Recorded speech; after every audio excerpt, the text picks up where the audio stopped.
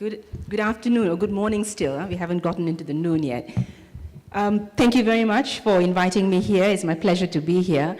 And I guess many of you will be wondering how come women as a title in an HR summit, but I think, this is an area that's gaining so much traction today, and it is a part of talent that cannot be ignored.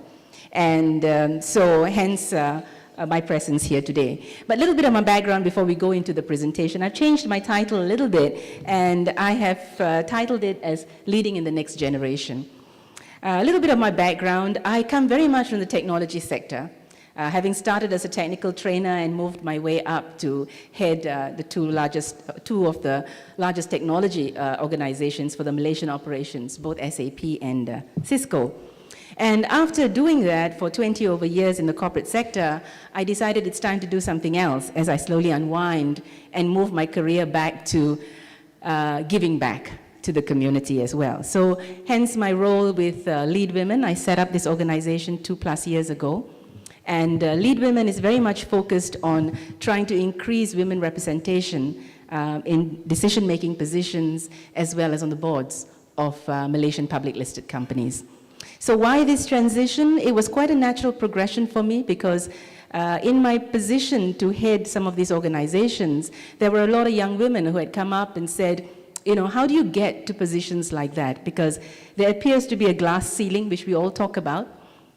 And how do you actually manage to maneuver these challenges and move into roles like that? So there's a lot of aspiration, a lot of desire among the young women talent to take on positions of authority and power, but they feel that there are also too many roadblocks, partly culture, partly opportunities, partly family structure, and many other things that prevent this. So hence my role here, and with a focus on trying to lift some of those barriers and challenges and help these women be able to achieve their full potential. So my presentation today on leading in the next generation very much focuses on talent, because in my whole course of moving from where I was to where I left the corporate world, the talent that we had to deal with also changed tremendously.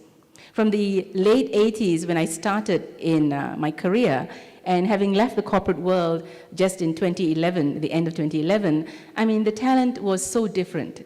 Managing that group of talent as compared to the persons that we were in the late 80s and 90s, we were very different talent. We were just driven, very hierarchical in organizations, and we were just driven to deliver what our bosses wanted, right? But the talent today is very much different. And I'd like to just discuss that with you as I go through my presentation. As to what I see is different, and obviously coming from the technology world, I believe technology can play a huge part in shaping and driving and motivating talent of today. But at the same time, I feel that what is also very important is the leadership. The leadership that manages and drives and motivates this talent is critical. Because you can have the best talent, but if you can't manage or lead them, then you lose that talent very fast as well. So let me walk you through what I have, and happy to take some questions along the way or at the very end. Oh, sorry, I'm going through too fast. I'm looking at my screen, which is not connected. Okay. All right, the first thought here is, let's think about the challenges today. And if you look at the challenges across the business drivers, we all agree with the previous speakers as well. I mean, gamification is a very interesting space, and I know it's going to be technology that's going to drive a lot of change in the way people work and the way we motivate people. But business is driven today very much by globalization, and we all agree that. And what does globalization mean? It means it changes a lot of the things the way we do business. I mean, people need to understand cultures, you need to understand the way, the priorities, you need to understand that there's a need to be connected, and you need to reach out, drive those networks, because otherwise businesses don't get done. Even a very small business is dependent on partners all over the world to make it successful. So we're talking about globalization, and you cannot but talk about technology, because that's making everything happen at the speed of E. It's so fast. And you cannot but talk about being hyper-connected. You are connected all over the world, and you need to be in order to be successful. So business drivers are changing so fast and so rapidly, and just making your organization the best organization will not make you a successful organization. If you look at work approach, work is done completely differently today. You talk about it being distributed, it being virtual. When I was at Cisco, I mean, half the team sat somewhere else across the world and delivered on solutions that needed to get delivered locally. So you're working with very diverse teams, you're working with knowledge-intensive teams, you're working with people of different cultures, which is very, very difficult because what is a priority in one country may not be in another. And so how do you motivate people to come to common goals and common expectations and understand if they don't? So that's a very difficult part of a leader today. And also, at one point in time, at least when I was growing up in Korea, it was important where you sat in the office, right? And everybody wanted to get at the corner office because that's where the CEO position would be. But today, physical space doesn't mean anything, right? I'd rather work at home and get my job done because I can do a lot more and I'm a lot more productive. So physical space, hierarchy, tenure, how long am I going to be with this organization does not matter anymore. So how do you deal with the changing work paradigm? And lastly, of course, again, when in early parts of our career, at least in my generation of career, it was important that you had qualification. Very important. And today, yes, it's still very important. But the learning has changed, and it's changed tremendously. Today, people learn through networks. They learn through being connected. They learn through other teams. And a lot of sharing of information is being made available because of technology. And people leading organizations need to know that the power of networks and the power of collaboration is critical in organizations today. So if you look at the changing environment of today, you'll find that these are components that are changing and fast evolving in the environment. And I take a lot of this information from many sources, okay? It's not my original, but through a lot of study and research, I've picked it up from many, many people who've done a lot of work around here. And this one's from Deloitte. The family structure and the role of women are playing a great part in the way the environment is changing. Today in Malaysia, almost about 57% of the undergraduates are women. 53% of the women are in workforce at middle management, but only 6% sit on the boards of public listed companies, and less than 10% sit in top positions. So again, you see the funnel move and the flow of women into the workforce and then very much falling out through that funnel is also a critical part to look at, because today one of the major issues for Malaysia is talent, is the ability to keep good talent in organizations and in the country. And that's a critical part for almost all countries as well. And the flattened organization. You will also realize that organizations are no longer as hierarchical. And the example there shows that GM in the early 70s had 22 layers in their organization, which came down to 7. And if you look at many of the global companies today that are based in Malaysia, they probably have 2 layers. So where is the talent going to go? All right? If you still look at organizations in a hierarchical way, then you can't keep and retain your talent if that's the way your organization shows growth. The other is intangible assets. Again, when I started out in my work career, there was no such thing as cloud. There was no such thing as gamification, right? And those skills did not mean anything and would never have even come across the minds of many people. But today, these are the skills that you want, and many of the older skills have faded away and are no longer a part of the work system. So we've got to deal with this changing environment. And of course, lastly, the kind of people that will work for us are going to be the millennials. That again, we talked about why gamification is going to be a big way of motivation, because the mindsets of the younger workforce is very different from how we used to work. What motivated me at that time was very much position and money. But what motivates the young today is very different, because the values are also very, very different today. Okay, and so leaders need to understand how to move and drive and keep this workforce in place. So if you look at some examples of the millennials, I mean, if you give them a car park allowance, it's not going to make much difference because they're probably going to come on skateboards, all right? Okay, or you give them petrol allowance, they're going to say, I don't need it, I'd rather take a bicycle because I can save the environment, right? So what do? You cannot, have a one-size-fit-all. And it cannot be the size that I used to wear, right? It's going to have to change and change very quickly. And also, how do they actually, how do they measure loyalty? It's not loyalty to the organization, it's the loyalty to the people that they work, the peer groups that they are in. And that's what's going to keep them in your organization. So if you're trying to use retention strategies of then for the talent of today, they're not going to retain in your organization. Loyalty is different, achievement for them is different, approval, and a lot of it based on trust. Very open, very dynamic force. And if you look at some of the statistics here as to what's important to them versus the boomers, it's also very different. So you're going to have mixed talent in your organization. You're going to have some from the older generation, some from the millennials, some from the Gen X, Gen Y group, and how do you deal with all that? Okay, it's not easy for the person who is leading organizations today. And that is why you will see that organization structures are a big focus, because what's the best? And it continues to evolve all the time.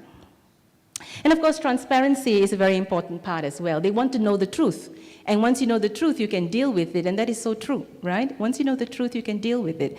And a lot of the time, in older workforces, only certain information will be known by the hierarchy, and the rest, we will decide what we tell to the rest of the organization. It's not going to work like that anymore. So we have to fast change as well. And attraction is the new retention. Today, if you look at your new talent that's coming into organizations, they want to know why they need to join this organization. They already have areas of interest. So they want to know if this organization is going to provide for their development. They want to know if they have got a good future in terms of career with this organization. They want to be a part of success. So they want to be with organizations that are innovative and running with the future. They don't want old, stale, do what I tell you to do. This is the framework you work within. They want to go beyond.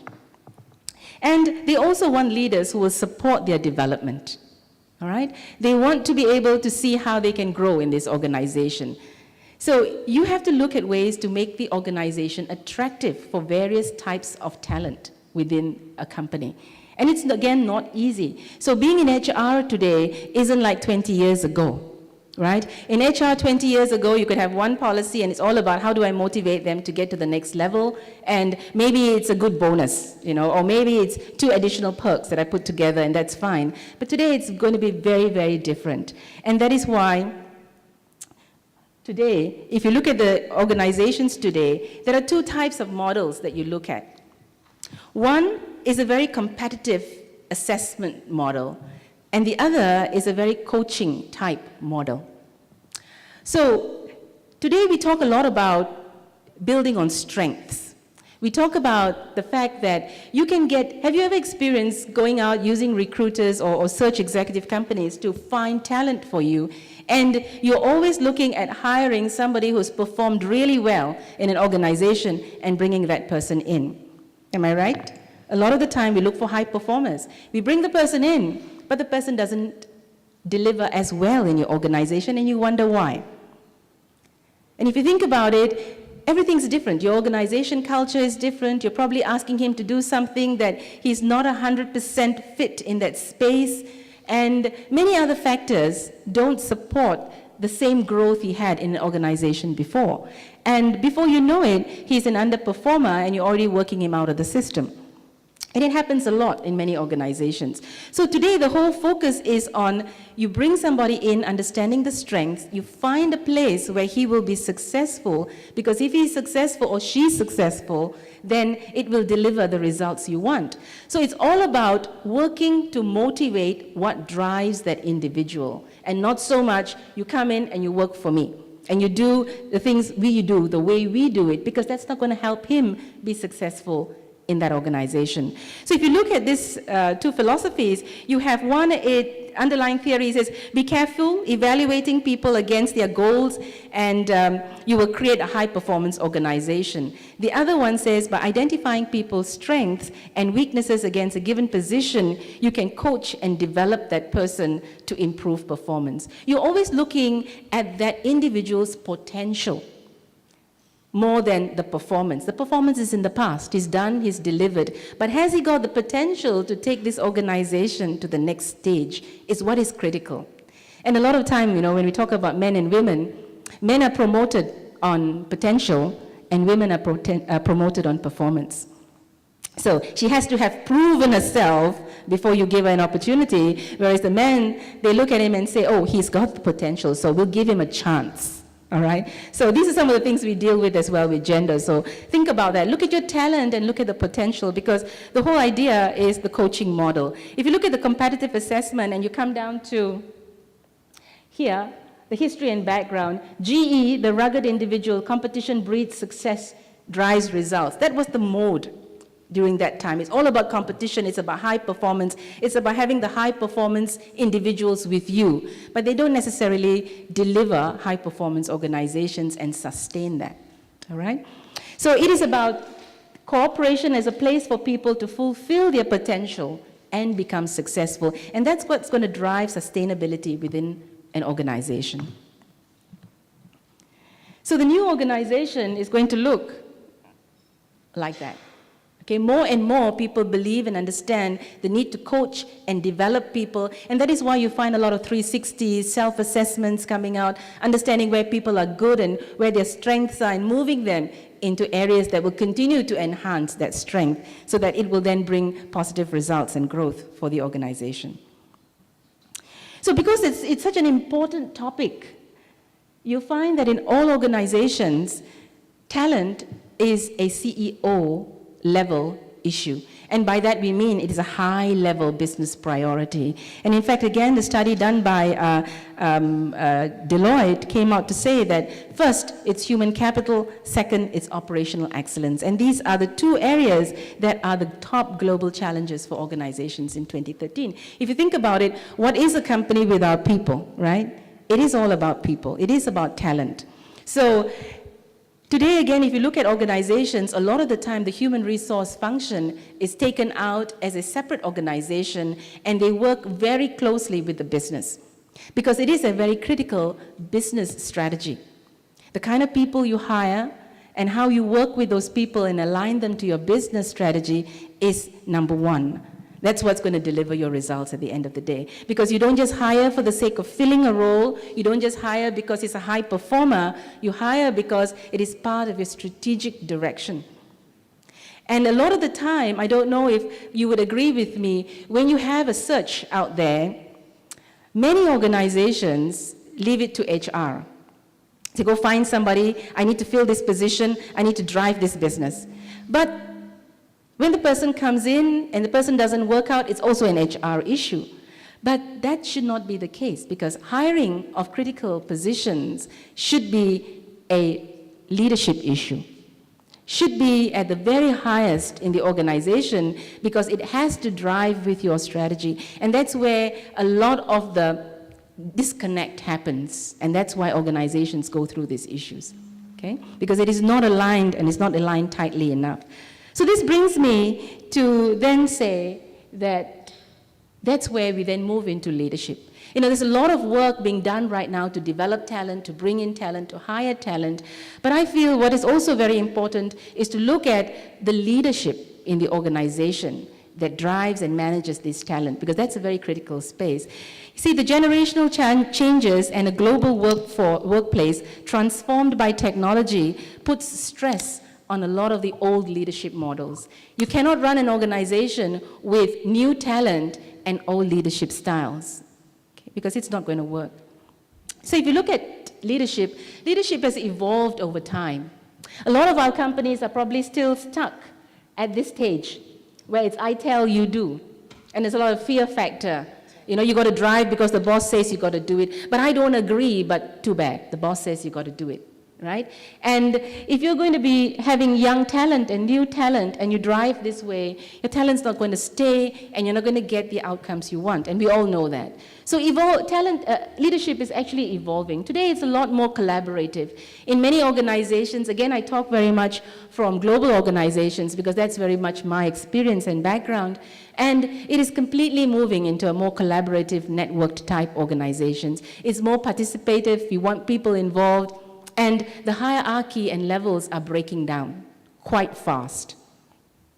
So as you go into the future, you'll begin to see more of this. And that's the kind of style, I think, that the new talent want. They want to be involved. They want to be a part of the decision. They want to see that the ideas are incorporated and also at least deliberated and discussed before it moves on. So that whole style of leadership has to move on as well. And a lot of our companies, at least the Asian companies, the local companies, are still very much hierarchical because a lot of our companies in Malaysia are still family-run type of businesses. And if they are family-run businesses, it's obviously going to be this way, right? So that style also has to change because if you want to look at organizations, like if you look at companies, part of the Fortune 500 companies, many of those companies have been in existence for hundreds of years. Sustainability is critical. But if you look at the trending today, there are a lot more companies that are not going to be as sustainable and there for the next 100 years because it's not going to happen with the way movement is taking place unless we can change the way we lead these organizations with a bit more of a broader global view and let go to some extent and allow for these organizations to grow. So if you look at the new leadership, and a lot of discussion has been around this space, you'll find that there are 3 concentric circles that are currently being used to discuss leadership. The first is the individual, and that's the leader himself, the person, all right? The next is the person's impact on the organization. So it's a lot to do with the emotional intelligence side of directing and leading this organization. And the last concentric circle is you cannot be successful without, here I use the word national, but it also takes into consideration global, takes into consideration the entire external world outside the organization. So as a leader, you are required to just not be a good leader with all the right attributes, but your attributes must have an impact on the organization and an impact on the external world that affects your organization's success. Okay? So the impact is at 3 levels, and that is critical. So at the organization level, there's a lot of talk about emotional intelligence, and that's where you're actually trying to reach out and bring your teams and collaborate. And then when you get one level further out, it's about the ability to collaborate with your ecosystems that matter to you. So what are the competencies then that we need that are so different from what we have today for the 21st century? So if you look at the competencies on your right-hand side, you'll see that the usual ones, integrity, ethics, visioning, strategy, results, judgment, team building, etc. This is what all leaders need to have, right? But if you look at the 21st century competencies, we're talking about innovation. We're talking about agility because it happens so fast, so quick. And if you look at these sides of the competencies, some of them are not as easy to train and to develop. All right? It's not so much coming into a classroom, going through a training and development program. It's a lot more people, emotion that needs to come through and experience that needs to be put into place to be able to have that kind of mindset. So we're talking about, of course, global acumen. You need to know that because of globalization today. Emotional intelligence, something that's been talked about a long time and in great depth, but still a very important part of success for leaders.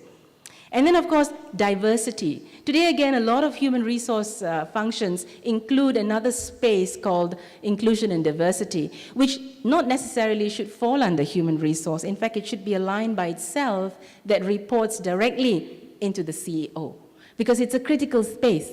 As you begin to globalize, you need diversity. And it's not just diversity in terms of culture, it's also in age, it's also in gender, it's also in skills and expertise. And that's what diversity is all about. So these are some of the new competencies that leaders really have to look at and say, we have to go beyond what we feel is competencies that are sufficient for today. And if you look at organizations and their priorities as well, you'll see that it's shifting as well. The old paradigm was, how can we make the most profit? And it's transactional. We finish a transaction, we make the profit, we move on to the next one. It's about the shareholders. They have to have enough given back to them so that they're happy with the way the business is run. It was about my own interest as a leader, as a part of the organization. There was not enough moral values within the organization. It was a win-lose economy, and it was all about competition. But as the organizations also shift into the new generation, you find that it's just not about maximizing the economic side of the organization. There's also a lot of focus on the social and the environmental side. So today, if CSR is a key strategy for business, it is not just, by the way, let me give 10,000 to a charity and I'm done. That's my CSR. But CSR goes way, way further than that. It is a responsibility that corporations take so that they are part of the whole globe. And it's not so much transactional leadership, but it is transformational leadership. All right? It is not about doing business once and winning and then thinking about the next transaction. It is about transforming over time so you can see sustainability. It is not about the shareholders, it's about the stakeholders. So it is about the customer, the employees, it's about the employer, it's about the whole supply chain that makes your organization tick. There is a high level of social consciousness. Ethics in the organization is critical. People want to work for an organization that is ethical, and that is an important priority today, right? In the same way, people want to do business. When you choose your business partners, there's a lot more scrutiny around the whole background of the partner rather than just saying, oh, he can bring me a big deal, because it is critical for the organization. And it's a win-win, and it's all about partnering. So there's a whole shift also in the way organizations want to be seen and want to brand and want to stand for what is of value to them. So what then does it take to lead in the future? And there's this special X factor that is critical as leaders start to take on organizations in the next generation. So we've seen a lot about, you've got to develop yourself, there's influence in teams, there's a lot to do with collaboration, there's a lot to do with empowerment, there's a lot to do with partnerships. It has to be transformative, it has to be innovative, and it has to have no ego. As you lead without ego. You lead because it is the right thing to do, it is the right direction to take for the organization. It is about building relationships, about building connections, and it is about a sense of community.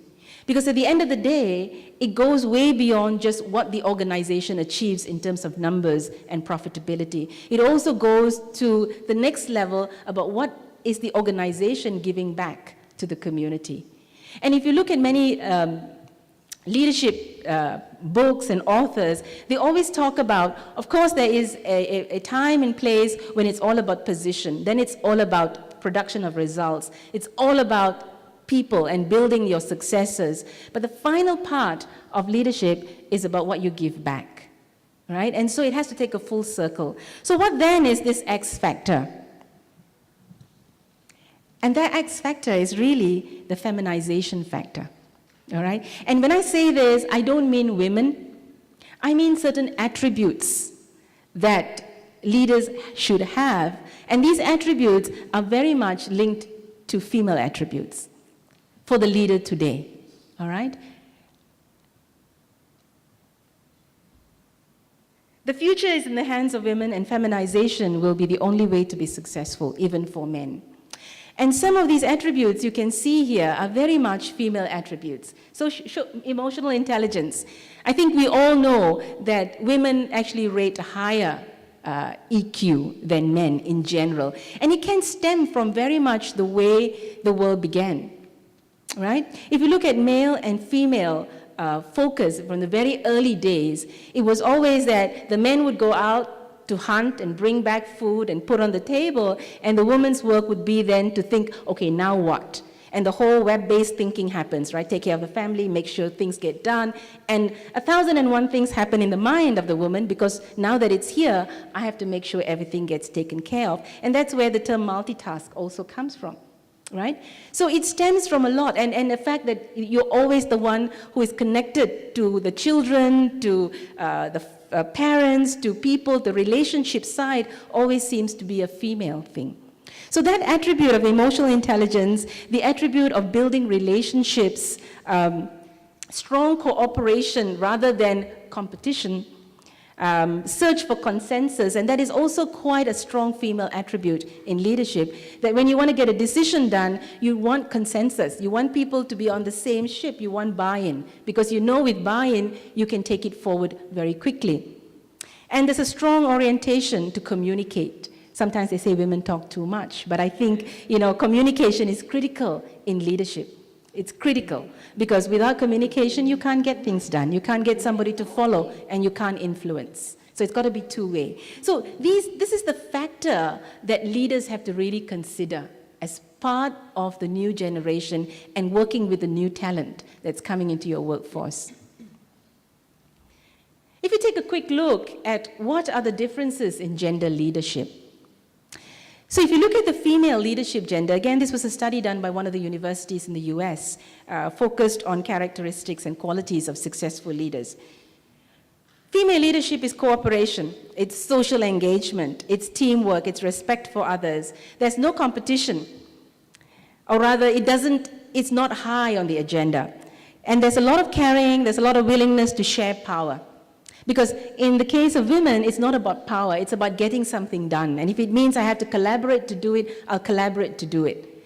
And if you look at the new way that you're going to have to lead in these organizations, that's exactly what it needs to take organizations forward. If you look at male leadership, sorry about the additional tags, okay. If you look at male leadership, it's about winning. It's about aggression. You've got to be aggressive. A lot of the time, even when I was in workforce and at a leadership position, they would measure you by how aggressive you are, how strong you are, how forceful you are in a decision, because we are being measured by male criteria for success. This is what success means. This is what strong leadership means. You've got to be strong, you've got to be decisive, you've got to be tough. If a person has to be out of the organization, you've got to replace. Those are all guidelines of being a good leader, but it doesn't make sense anymore, right?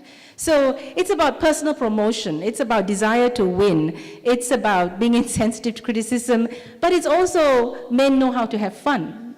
They enjoy what they do, but women are sometimes a little bit too serious in what they do, all right? So there are some clear differences between the way we lead and between what women and men see as strong and successful leadership. Plays its part on a competitive world. So is one better than the other? I don't think so. I think it takes a blend of both.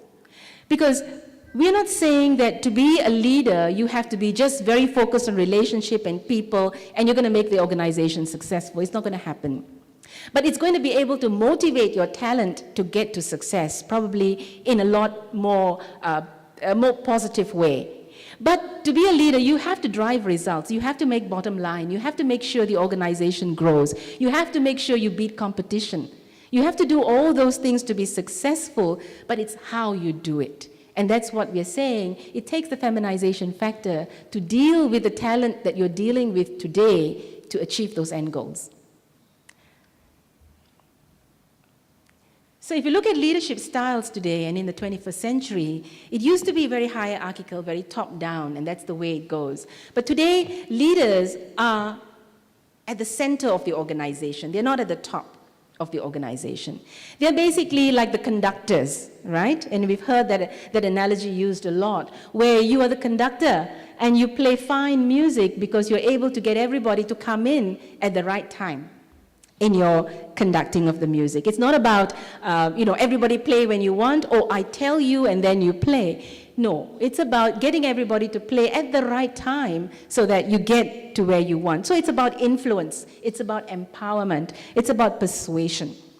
And it's critical because people want to understand why they need to follow you.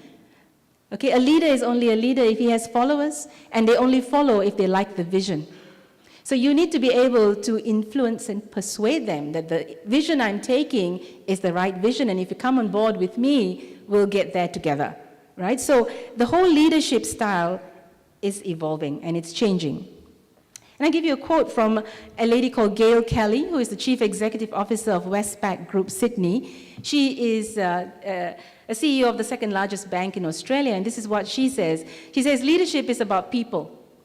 If you like people, you take time to understand them, what that person's individual motivators and drivers are, and therefore how to create an environment where the person can thrive. So the whole idea is the leader must want his people to be successful, not his organization. He wants his people to be successful, and because he wants his people to be successful, he needs to motivate them in the way that makes sense and make sure that his drivers are motivating these people. So here again, we can bring in gamification. It's a great way to make them, to drive them and motivate them, if that's what the workforce wants. And I think today, the workforce is challenged by very different things that motivated us and challenged us in earlier days. So they want fun in what they do. If you look at a lot of the priorities today, it's not about, a lot of the time, have you heard people talk about work and life? We need work-life balance. We need work-life balance. But the reality is, you'll never get work-life balance, right? So you're going to have to make sure that what you're doing is what you're passionate about and what you enjoy. And then it becomes a part of your work. So today, a lot of us do a part of our work at work. We go back, we do the things we have to do, and then we get back onto work when time is quiet, because we enjoy what we do, right? So at the end of the day, a lot of the new talent want to work the way they want to work and achieve their results the way they want to achieve their results. So we've got to help to be able to create that kind of an environment. So then I look at how do you achieve this balance? There are many, many schools of thoughts about how to achieve this balance and what actually drives people. So I don't know whether you can see it from there, but basically there are a few things, four elements in a person. And you have the heart, which is the emotion. And you have the body, which is the physical. And you have the mind, which is the intellectual. And then you have the spiritual, which is the passion. And every one of us is basically made up that way. It depends what drives us. So today, a lot more of the leadership is driven through the spiritual, meaning that they want to leave a legacy. You want to do something that is meaningful and that matters to society. And a lot of the leaders are looking at the entire organization driving like that. Okay? So when you actually, and life's motivation, again, across these four. So motivation is love, it is to learn, it is to live completely and to the fullest, and it is to leave a legacy in some way or form.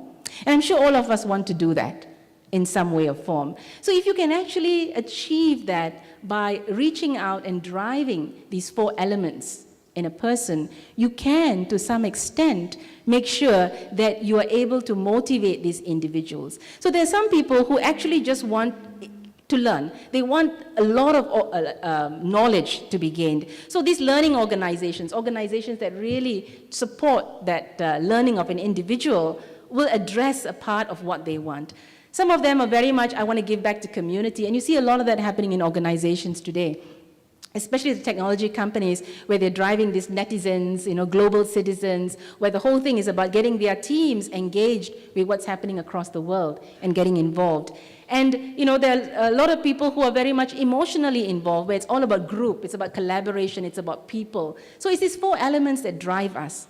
And every one of us is oriented slightly more towards certain elements. And in leading today, in today's 21st century, leaders will normally lead through the spiritual side and the emotional side. That's where you focus more, because that's about building teams, that's about creating vision and driving forward. So if you pull all that together and look at the model holistically, and I kind of like the way this model actually was pulled together, is on this end, you see all the challenges, the new context that we're in, globalization, the new talent, the resource scarcity, the issues that are happening around the world that is creating the complete unpredictability of many things around us today. And then the whole leadership model that has to work around this in order for us to drive successful organizations, and the journey that the leader has to take in order to make this successful. You will see that this all comes together if you are able to address it holistically in an organization and to your people. So if you look at the other end here, you're talking about dealing with this new pool of talent. The leader has an inner journey, which is about self-development. A lot of leadership today, it's about reflection. You can only get better if you know where you are. It's about reflection. And that is why a lot of new leadership theories are talking about look internally, find your areas of strength, weaknesses, and gaps, and then move forward to close those areas and to strengthen on those strengths. And then, of course, the outer journey is about how do you deal with those challenges and risks.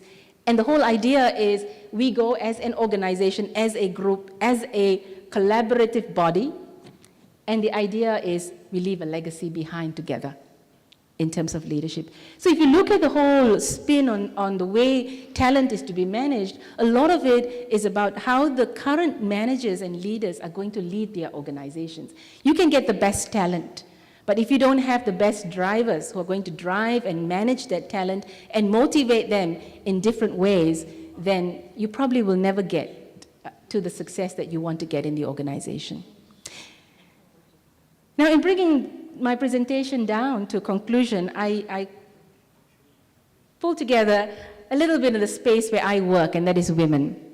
And I call it Women Arising, and I choose the technology sector because you see a lot of powerful women coming into very top-notch organizations. And why suddenly that change? And the technology sector seems to be most open to actually bringing women into their top positions, into these very high-profile organizations. The first one I show you here is Meg Whitman, the president and CEO of HP. And some of her leadership lessons, the first one, nurture innovation. Again, nurture very much a feminine attribute, grow, develop, bring it together with others. And innovation, a very key part of the 21st century organization's focus. She also talks about a good leader is out and about. That means you're in there with your people. You're not sitting in your corner office and expecting things to happen. You are in there with the people, driving with them, working with them, and understanding the issues that they go through. You hire ahead of the curve, which many organizations don't do, right? How many actually have a talent pipeline? We talk about it, but we don't. And even that talent pipeline, is it driven with your business strategy? Do you know where you're going to go in the next 3 years and the kind of talent that needs to come into this organization? Not many. And that's probably why when you really get there and you want talent, you can't find. So you just fit. And when you fit, it doesn't work. At least it doesn't sustain. Create a mission that motivates. You can see that again. Okay, it's all about drive and motivate. Focus, focus, focus. Of course, that is a critical part of success for organizations, and never compromise your integrity. So ethics, very high. Values are very high in an organization. A lot of motivation, a lot of people focus. Now, the next lady I bring in, I don't have her leadership lessons, but she is Cher Wang, who is the co-founder and the chairperson of HTC, today a very large, huge organization. And she was one of the factors behind the success.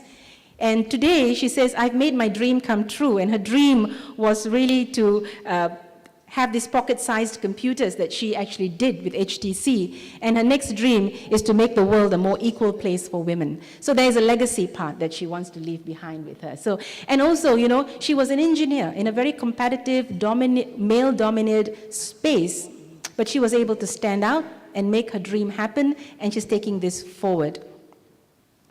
Another woman leader that is also in the technology space, a lady called Ursula Burns, who is an African American, and she is the CEO and chairperson of Xerox. Again, diversity. You wouldn't have seen a lot of this happen in earlier days. Today, you know, global organizations are open. Whatever is the talent that is going to drive this organization, they are blind to everything else, right? What makes it work? And global organizations, it's critical. And she says the value of impatience. And, you know, women challenge status quo, and that is important. A part of saying, okay, it's worked so long so far, but why not? And that is a very important part of growth. And she has come in and she says, you know, we need to ask ourselves and change the way we think, from why we create jobs to how to do it, why we compete to how we compete. and from why hunger, poverty, and injustice exists to how they can be eliminated. And she comes from a very underprivileged family with a very difficult background, and to have risen to a position of power with a huge leading organization, it's unreal to have a woman sit out there. So these are things that are changing the landscape. And it is not just the woman. I show you the woman here because I come from women leadership and development. But what I bring to you is that the fact that there's a lot of focus on the female attributes that are creating worldwide organizations and taking them to the next level. I'm sorry. And of course, the famous Sheryl Sandberg. There's controversy around her, for sure. You know, some say what she stands for is positive, and some say just opportunistic. But whatever said and done, I believe she has also pushed forward the fact that women need to take their space in leadership. And her leadership lessons are be present. That means you've got to be there. Whatever you're doing, you've got to be involved and participative. Be proactive, deliberate, be thoughtful, understand the context, and be authentic. So again, you know, you see a theme running to new leadership. And the new leadership is all about the people around, and it's about the values. And the values are very strongly embedded in ethics, authenticity, and respect. And these are the values that were neglected in the very early years when organizations were pushing for growth. So today, it's a very different form of leadership. And if you look at lesson number 3, be thoughtful. I can't see that very much in a male organization where a male leader would say the word be thoughtful. I'm sure they do. They are, you know, they drive talent, but that feminine attribute that comes out, that sometimes understand why this person is not performing. All right, there must be a reason for it. And it's not all about if A, not B, then C kind of thing. It doesn't work that way, okay, with people. And one of the newer entries into the technology sector, IBM. I mean, this is really phenomenal. There's never been a woman in IBM. And today you have Virginia, and she's president and CEO of IBM. And she had a very interesting interview. If you want, it's on YouTube for Forbes. It was a very interesting interview. And in her case, you know, she says she was also quite, you know, taken by surprise when she was given this opportunity because, you know, IBM being an age-old organization, to be able to put a woman on board, there must be a reason that they're opening up now because they probably see they've got a huge workforce and the workforce needs to be managed very differently to drive for the next level. And she comes in, and this was some of the key learnings through her interview that I picked up. But what was very important also is she also believes in the fact that there needs to be collaboration and there needs to be meaning in an organization. What are we here for? Yes, to drive technology, to make the world a better place through technology, more connectedness, but it's also to make sure that each and every employee has meaning in being in IBM. And her program on the Corporate Services Corp, the Global Citizens, is very much like HP's Netizens. And this is about if there's something happening out there in the world, we give our employees an opportunity to be involved and to use their expertise and their strengths to be able to support that cause, whether it be a disaster situation, whether it be a particular cause, that an environment cause, they get their people involved so that they have better meaning and they can take IBM out there as well. So that whole connectedness, that whole community spirit is a strong driver within IBM. And lastly, I bring Marissa Mayer. She's the new CEO for Yahoo. And I don't know whether you heard about her decision to stop working from home, right? And Yahoo was the one that started this. And Yahoo said, you know, give people flexibility, let them work from home. And then she came in and she said, people are abusing it. And so she had the guts and the courage to say, even though we started it, we'll take it back because it's not working. All right? So challenge the status quo. I mean, it doesn't matter if that's what we are known for, but it's not working. So, but, you know, many people say, but how can you do that? I mean, that's what companies like Yahoo and Google are all about. It's about flexible work hours, and that's what women are fighting for, flexible work hours. Yes, I think we all want that, but people have to be responsible as well. So in her case, it was the inner authority and what is right to do for the organization. It is not about what people will think, but what is right to do for this organization, and to stand up and to do it. And obviously she might go back and say we can do flexi hours now that people understand and appreciate what we're trying to get through with flexible work hours. But until then, we'll not have it. So in her case, and when she was asked what are her priorities, she said God, family, and then Yahoo. All right? So you see, I think the feminization factor here, it just brings a difference to the way leadership is done. And it is more in line with the new 21st century leadership, where the leader is in the center and we are open to everybody else. There's no ego. It's not me at the top or me in the corner office. I'm in the middle and I'm with you. And that's what it's all about. Okay? So, my last slide again is, are women better fit to become the next generation leaders? Maybe I shouldn't use women, but I should use the attributes that the feminization factor brings. And there are a lot of good things that people are saying around this. You say women leaders also were found to be more empathetic, more flexible, as well as stronger in interpersonal skills than their male counterparts. And these qualities combine to create a leadership style that is inclusive, that is open, that is consensus building, that is collaborative. And if you look at all these adjectives, if it was measured in a world where it was more male-dominated in the earlier years, it would be seen as weak. As weak because consensus takes time and decisions cannot wait. All right? Interpersonal skills, okay, yeah, but you don't have to worry about everybody. You know, we just do what the company needs to get done and we get it done. So a lot of these attributes were seen as weak. But today, they are the very strong attributes that a leader needs in order to drive an organization forward. This one I already showed you on feminization, and the others that you see up there, women around the world are gradually reacquiring the economic clout they enjoyed hundreds and thousands and even millions of years ago. Empowering women will change the world. Forget China, India, and the internet. Economic growth is driven by women, the economist says. So there's a lot of focus on women development, and it's not just happening in parts of the world, but it's happening across the world. So I think, you know, it is something that we need to sit back and look and assess that when we, as HR professionals out there, when we look at bringing in talent and developing talent, we should look at skills like this that are critical in each individual when you bring them in. It's not about having, whether it be male or female, that does not matter, but are these skills a part of the people that we are bringing into our teams? And with this, ladies and gentlemen, I end my presentation, and I like this quote a lot, and it says, if ever the world sees a time when women shall come together purely and simply for the benefit and the good of humankind, it will be a power such as the world has never known. And I truly believe that. Okay, thank you very much.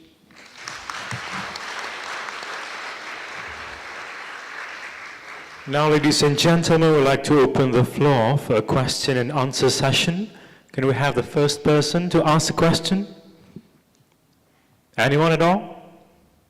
In the room, hello? I think it's lunch, right? No question? Really? Wow. Yes. Okay, sir? We need a microphone.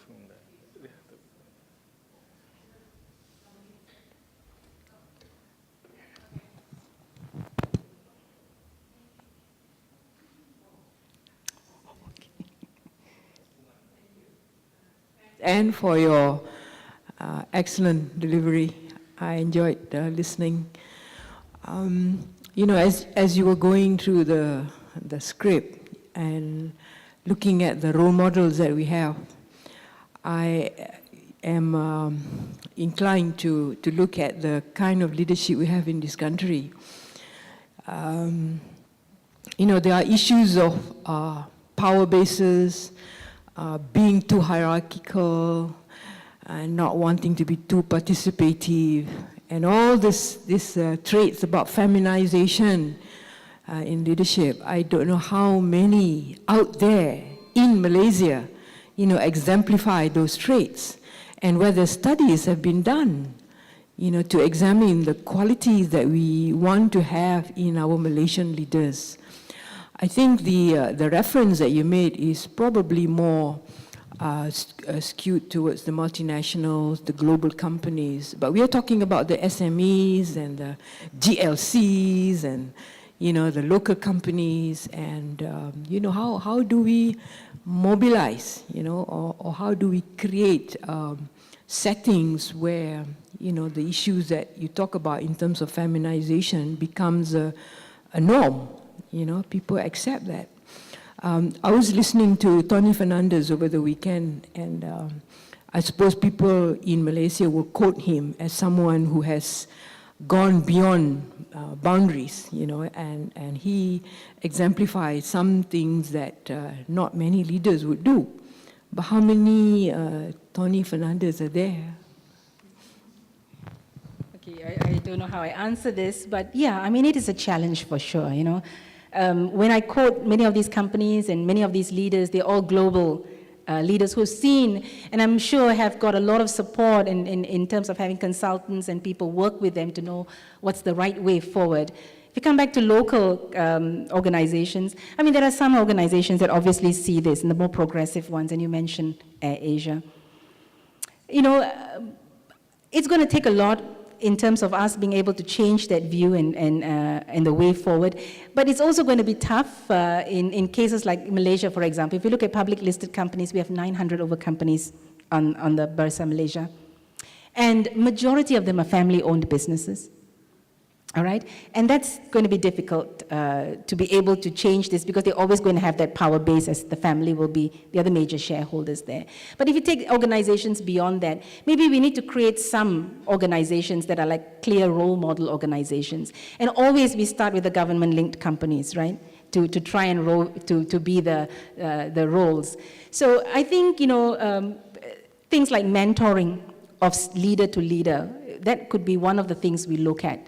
How do we actually create more of these Tony Fernandezes? And there are many more CEOs who are also working in that mode today. So maybe some form of actually starting them to mentor the other leaders. Succession planning, get them to even look inwardly into the organizations in terms of the HR. Because rather than treat HR as a function just to hire, fire, and pay bonuses at the end of the year, they need to use that function more strategically. So it's all about really getting this knowledge out to them. And I think organizations, of course, like us and others can support, but how many can we do unless we have some very strong role models stand up and talk about this as well and change some mindset. This is all about mindset change and be able to build new skills in these organizations. So, and things like learning from some of the best run companies themselves. Yeah? I don't think I fully answer your question because I don't know where we start as well. But we know the way forward. It's the willingness to do that. Yeah. Yeah. Yes. Very interesting, when you said in the university there is 57% of ladies, girls rather.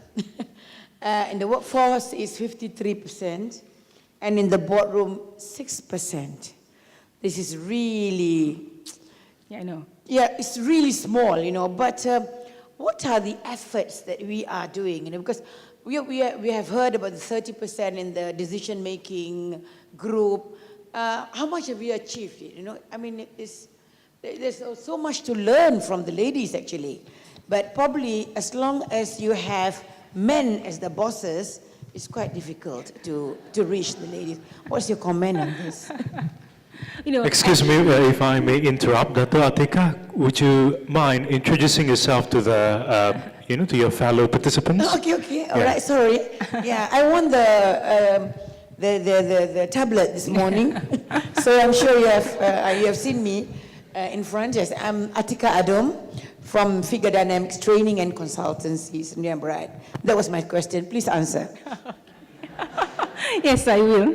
Okay. Actually, we have made a lot of progress since the last 2 years. The government introduced the 30% initiative to get 30% women on boards and top decision-making positions by 2016. So my group and a few other groups, have been involved in this whole initiative. But I must say, last year, 93 women got onto the boards of listed companies. as compared to some years ago. So there was a huge, at least the awareness is starting to settle in. And I think there's also a lot more openness, and the whole push for diversity at gender diversity at board level, and all the reports that are coming out to show that it makes business sense to do it, is slowly beginning to move. I mean, maybe not as fast as we'd like it to move, but for sure it has made inroads. All right? And I think in the first quarter of this year, if I'm not mistaken, there are about 21 women on boards already in the first 3 months. So that part of it is still moving, and is moving quite nicely. The awareness is really making itself known. But of course, there's a lot of pushback, you know, should it be a quota, should it be a target, should the number be legislated? And the view is we don't want it legislated. It should be driven by performance, by merit. And it should be driven because diversity is a key strategy in organizations, and it is important, it brings value. But of course, the progress is slow.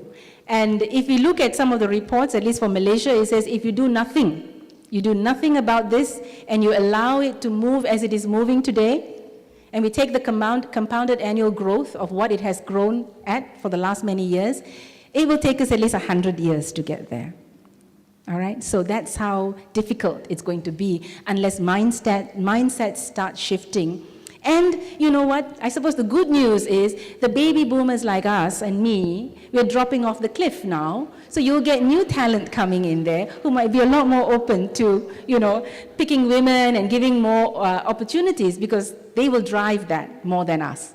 Yeah, so hopefully that will change. But there's a lot of work being done there, Dato', and I think it's the only thing we wish it could be accelerated. You know? Okay. Anything else? Yes. Sorry. Hello, Anne. My name's Gary Dean Atkins. Look, thanks very much for that talk today. It's been absolutely excellent. Thank you. You must be one of the younger baby boomers. And I'd just like to say, look, I'm sitting next to me is my CEO. Mm-hmm. So I'm on the lower level, she's on the upper level. So there you are, ladies. My boss is sitting next to me. Okay. Okay, I'm glad to see that. Thank you. Yeah. And I have another question. Yeah. I think just as we want to do work for women. Oh, sorry. I thought it was the gentleman has been trying to ask me a question over there. Okay, next yours. All right. Yeah, sure. Yeah, just as efforts need to be done for women, I think we also need to focus on men in this country. You know, how do they go about accepting women who are brighter? That's your area of specialization. She's in culture, okay? So, and that's a huge, you know, we've been talking about that, right? That's a whole culture shift, mindset shift that's not going to be as easy. But, you know, one of the things we did take away from there was when we do a lot of our work, you know, we should do it with a lot more men present, because we are preaching to the converted, you know, and we need to bring more of them who need that mindset shift to be a part of us. So today, as we speak to many of you, you're also men, and you're in HR and in organizations that are driving that key decision of hiring. So please take note of that, okay, in your whole strategy for your organizations. Yes, sir. Thank you, Ms. Anne Abraham. I think your presentation is very interesting in the sense that you have sprinkled a lot of things like ethics. Even you use the word spirituality, love, perhaps more than passion, perhaps including compassion. How do you develop this value system in an organization with so diverse background in education, probably culture and religiosity? Even I'm surprised when Marissa said he puts God first, then family and Yahoo. You see, are we going to another cycle of things now, looking at spirituality as a universal value that will guide organization in the future? I think so. I mean, when we talk spirituality, it doesn't have to be of a specific religion. When we talk spirituality, it is about that whole thing that John Maxwell, one of the leadership gurus, he talks about personhood, right? And it's all about the desire to give back and to make this world a better place. It's a desire to leave a legacy that will continue to drive something further. So spirituality is touching on that note, when we talk about. And what is it based on? It's based on all the right things and all the right values. It's based on integrity. It's based on ethics. And a lot of, if you talk to many people, especially the younger generation that's growing up, this value system is very high on the agenda. And when companies craft their whole and design their whole business strategy, that whole value is the driving force in their organization. So if your organization has ethics as a key value, then everything you do around it that is going to be the guiding principle for that organization is based on that. So it's not religion that we talk about when we talk about spirituality, but it's all the values that guide us in our religious beliefs, right? It's all about respect. It's about ethics. It's about doing the right thing. And I mean, the whole fact that today organizations even have CSR as a strong part of their company strategy says a lot, as compared to the early years where it's all about me, my organization, my profitability, my shareholders. Today we talk about we, as in the stakeholders, and what it means to the companies that are working with us. What does it mean to my supply chain? You know? So we go a lot further, and that's basically the spiritual side that we talk about in the organization. And you know, when you want to join an organization, I'd want to join an organization that's got a very strong spiritual element in that organization. I want to see their values, right? And you don't want to be a part of an organization that does not drive and stand for ethical behavior. So I think that's what we are talking about. And the whole part about emotion, that whole emotional side of the individual is about relationship. It's about how we connect, how we collaborate, how we work with others, how we bring people into the organization. It's about diversity, it's about inclusion. So that's a very strong part of leading today as well. I hope I answer your question. Excuse me, sir, who has just asked that wonderful question? Would you mind identifying yourself? Khairuddin, Khairuddin. Consultancy. All right. Okay. Thank you very much. I think we can afford to. Yeah. John.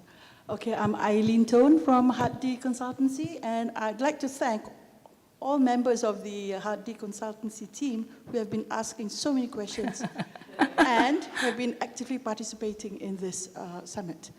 You mentioned just now that things should be done in the presence of men, but we are conscious of the fact that universities now have 65% women intake.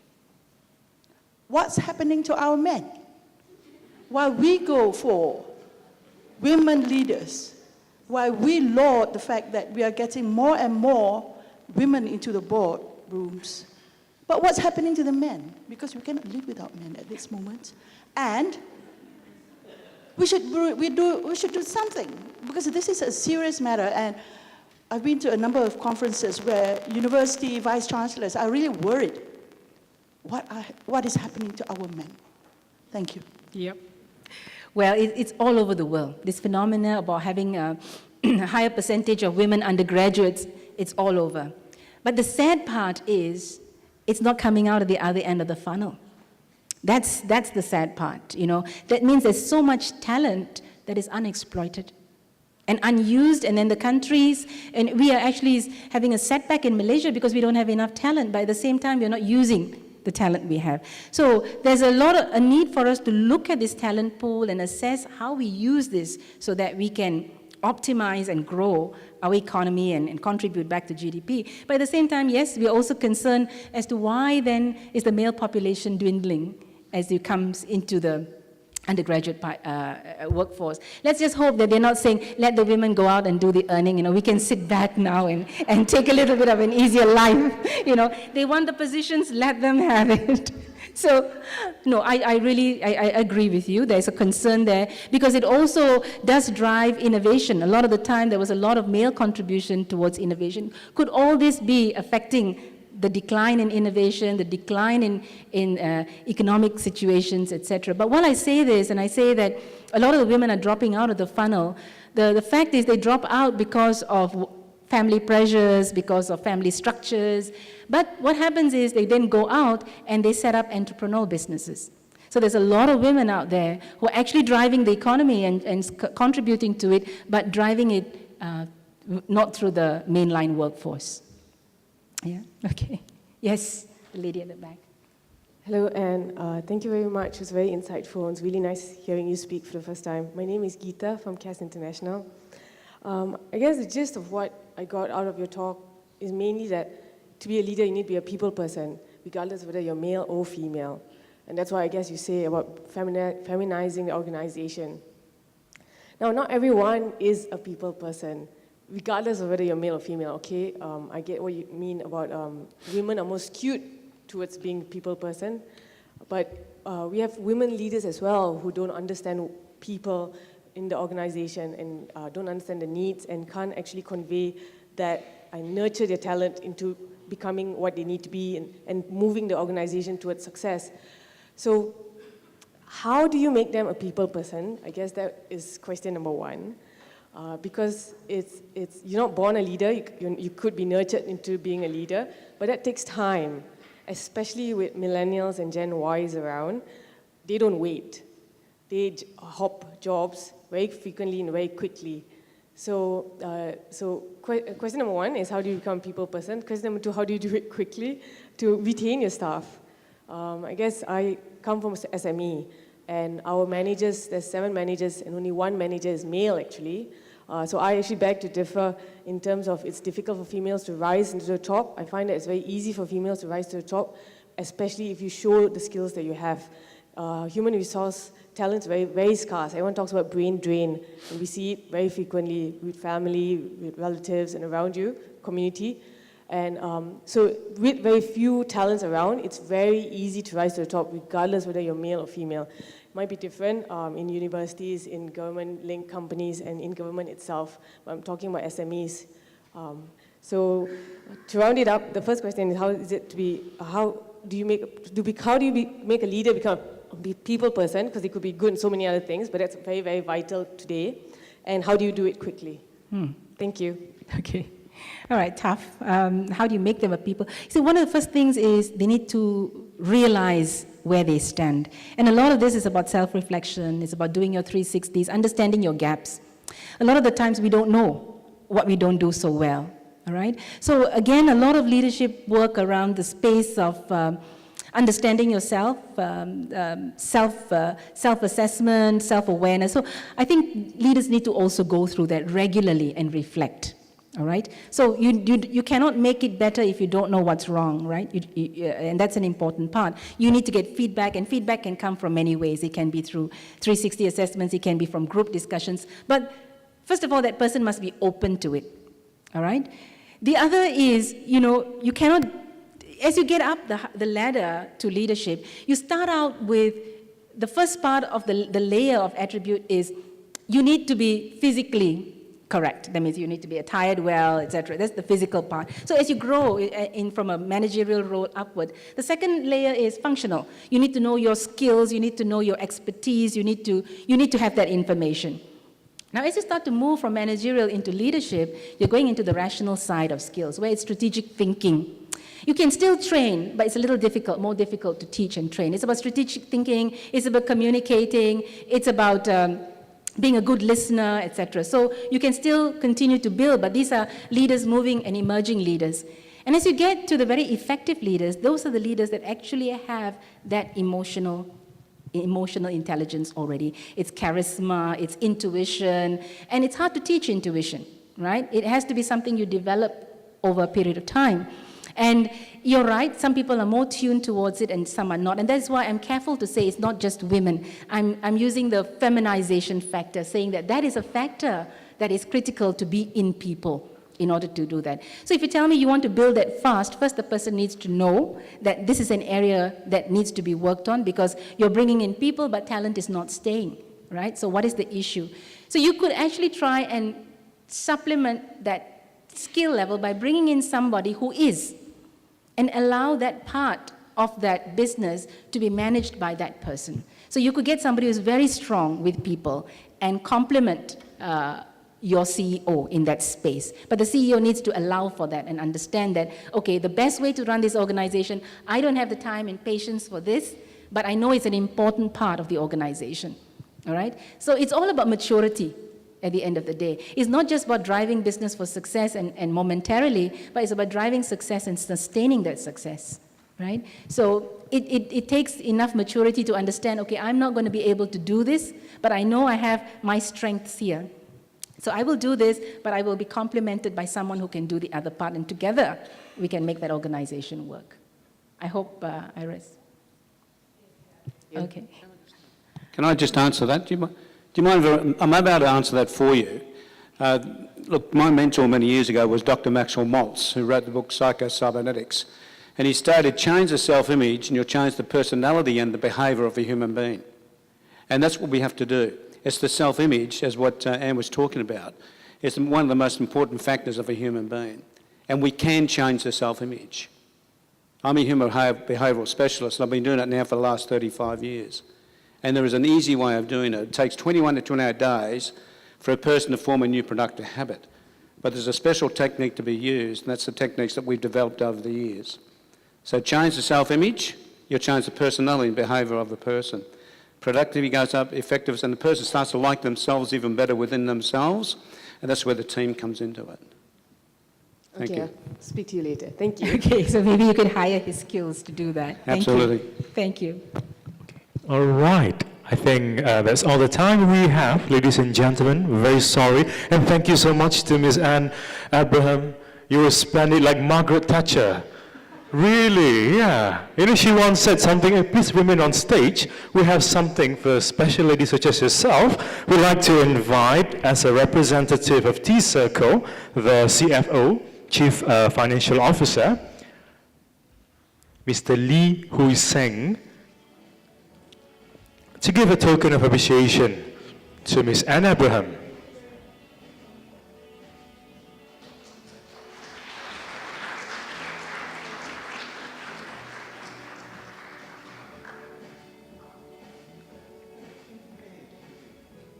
Thank you very much once again to Ms. Anne, and thank you very much as well to Mr. Lee. Okay. Again, you know, a great lady such as yourself, Margaret Thatcher said, if you want something said, ask a man. If you want something done, ask a woman. I think it's right. Yeah, well, I'm a man, okay?